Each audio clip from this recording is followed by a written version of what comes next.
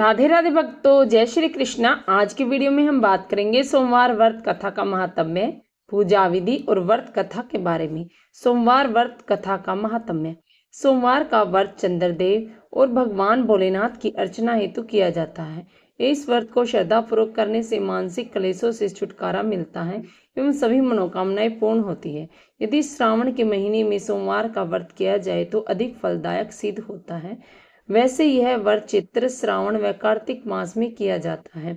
इस व्रत में सोमवार के दिन उपवास रखकर भगवान शंकर, मां पार्वती की पूजा अर्चना करनी चाहिए और दिन में एक ही बार भोजन करना चाहिए। सोमवार व्रत रखने से स्त्रियों को पति पुत्र की सुख मिलता है। पूजा विधि। भगवान शंकर की पूजा का श्रेष्ठ समय प्रातः काल माना जाता है।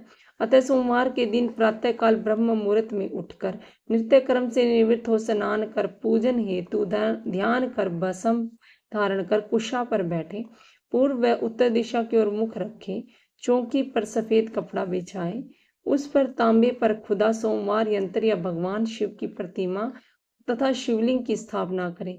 बिल्व पत्तर, पुष्प, अक्षत, जल एवं दक्षिणा इत्यादि सामग्रियां अपने निकट रखें। शिव पूजन विधान के पश्चात व्रत कथा पढ़नी चाहिए। व्रत कथा पूर्ण करने के उपरांत भगवान शिव को भोग लगाकर तुलसी के पौधे में अर्घ दे व दिन में एक समय ही भोजन करें। सोमवार व्रत कथा। एक साहूकार बहुत अमीर था। उसके पास धन की कोई कमी नहीं थी।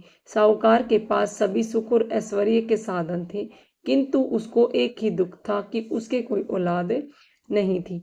दिन रात वह एक ही चिंता में लगा रहता और पुत्र पाने के लिए वह हर सोमवार को भगवान चंद्रदेव और शिव जी की पूजा करता और व्रत रखता था। साहूकार की भोलेनाथ के प्रति ऐसी भक्ति देखकर एक बार मां पार्वती जी ने शिव जी से कहा, हे नाथ, ये साहूकार आपका अनन्य भक्त है और सदैव ही आपका व्रत और पूजा भक्ति भाव से किया करता है।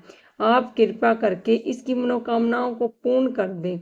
पार्वती जी के ऐसे वचन सुनकर भोलेनाथ ने पार्वती जी से कहा, हे पार्वती, यह संसार एक कर्म क्षेत्र है। यहाँ जो जैसा कार्य करता है वैसा ही फल मिलता है, अर्थात जैसा कार्य मनुष्य करता है उसे वैसा ही परिणाम भोगता है। किंतु माता पार्वती आग्रह पूर्वक बोली, हे महादेव, यह आपका अनन्य भक्त है। यदि आप इसको कोई भी दुख है तो आपको उसे दूर करना चाहिए। यदि आप अपने भक्तों की मनोकामना पूर्ण नहीं करेंगे तो क्यों मनुष्य आपकी भक्ति व सेवा करेंगे।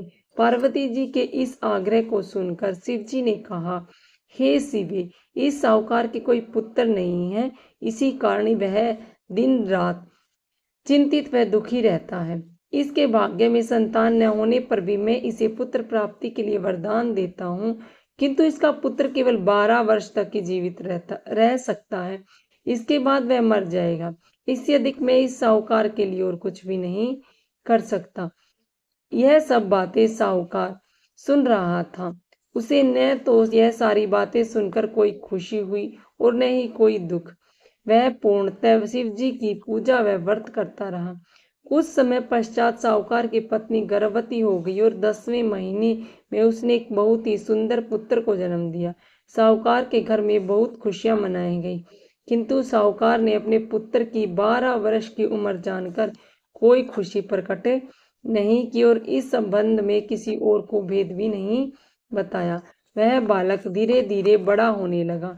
जब वह बालक 11 साल का हो गया तो बालक की माता ने साहूकार से उसके विवाह के लिए कहा, किंतु साहूकार ने कहा कि मैं इसे काशी जी पढ़ने भेजूंगा। साहूकार ने अपने साले को बुलाकर कहा कि तुम इस बालक को काशी पढ़ने ले जाओ और विधिवत शिक्षा ग्रहण कराओ। साहूकार ने उसके बहुत सा धन देकर कहा कि रास्ते में जहाँ कहीं भी ठहरो वहाँ यज्ञ और ब्राह्मणों को भोजन कराते जाना। इस प्रकार वह दोनों मामा भांजे रास्ते में यज्ञ कराते, दान देते और ब्राह्मणों को भोजन कराते जा रहे थे कि रास्ते में एक साहूकार शहर पड़ा। शहर में राजा की कन्या का विवाह था। एक अन्य राजा का लड़का बारात देकर आया था, लेकिन वह एक आंख से काना था। लड़के के पिता को इस बात की चिंता थी कि वर को देखकर कन्या के माता पिता विवाह में किसी प्रकार की अड़चन न डाल दे। इसी कारण जब उन्होंने साहूकार के अति सुंदर बेटे को देखा तो मन में विचार आया कि क्यों न इस लड़के से विवाह का कार्य पूर्ण करा लिया जाए। यह विचार कर उसने लड़के और उसके मामा से कहा कि यदि आप फेरे और कन्यादान का कार्य पूर्ण करा देंगे तो आपकी बड़ी कृपा होगी और हम आपको बहुत सा धन देंगे। साहूकार के लड़के और मामा ने इस बात को स्वीकार कर लिया था। विवाह का काम भली प्रकार से पूरा हो गया।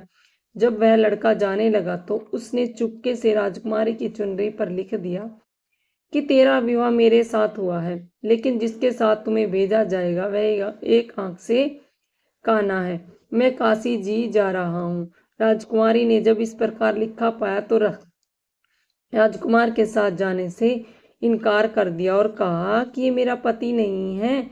मेरा विवाह जिसके साथ हुआ है वह तो काशी गया है। राजकुमारी के पिता ने जब यह सुना तो उसने अपनी कन्या को विदा करने से इनकार कर दिया। बारात वापस चली गई।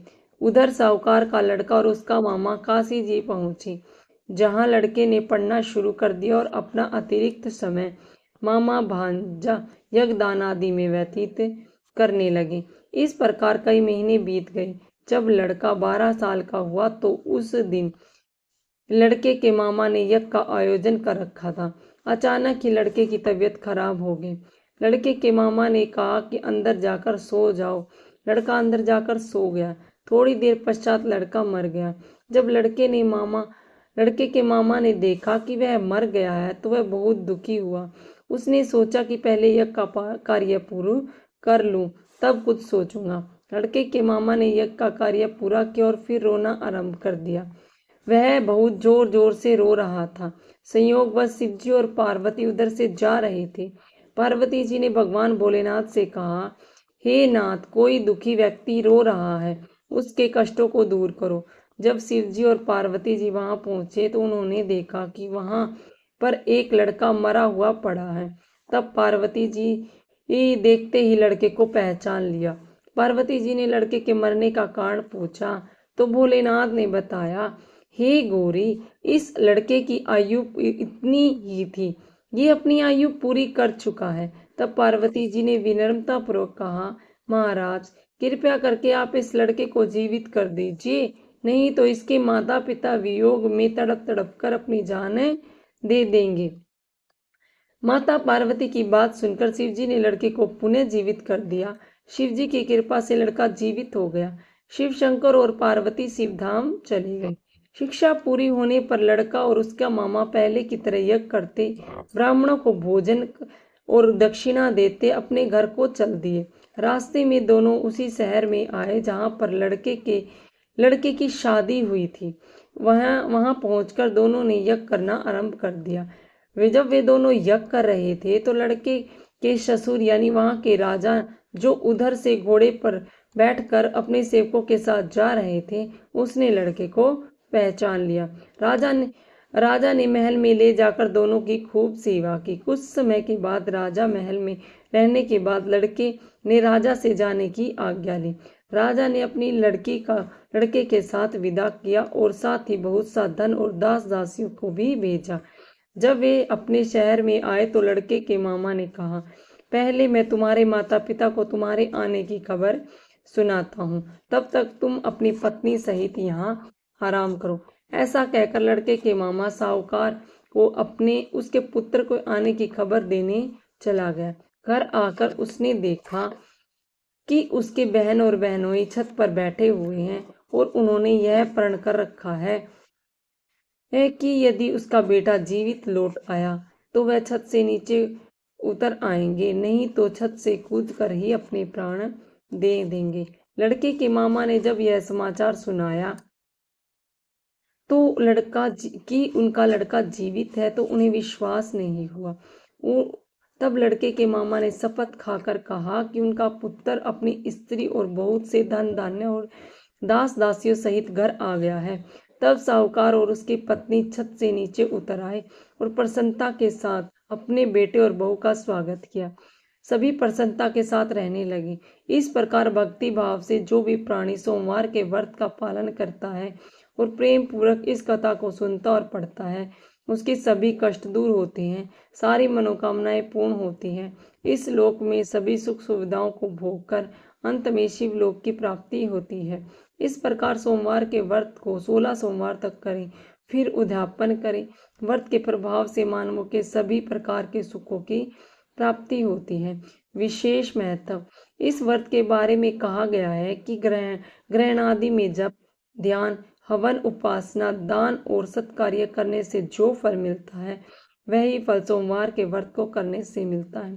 श्रावण में केदारनाथ का ब्रह्म कमल से पूजन, दर्शन, अर्चन और केदार क्षेत्र में निवास का विशेष महत्व है। इसे भगवान शंकर की प्रसन्नता और शिव जी की कृपा प्राप्त होती है। शिव जी की आरती।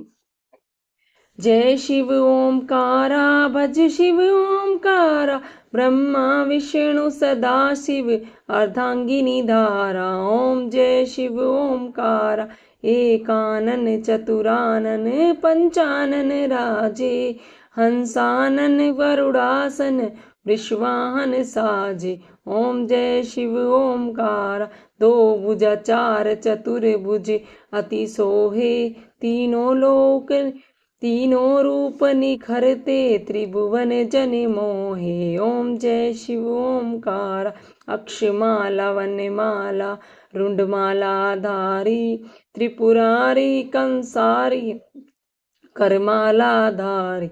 ओम जय शिव ओमकारा, श्वेतांबर पीतांबर बागंबर अंगे, सनकादि गरुडादिक भूतादिक संगे।